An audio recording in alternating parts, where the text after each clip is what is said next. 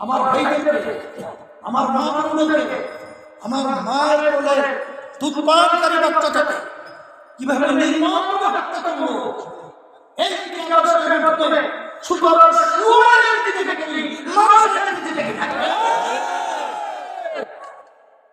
এরপর আর একটা আদর্শের নাম বলছিলাম ধর্মনিরপেক্ষতাবাদ।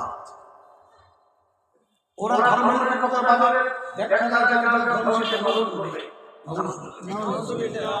এই নীতি আদর্শ রয়েছে ওই ভারত থেকে আবার ভাগ করে নিয়ে গেছে বাংলাদেশে এই ফ্যাসিস্ট তারা আওয়ামী লীগ।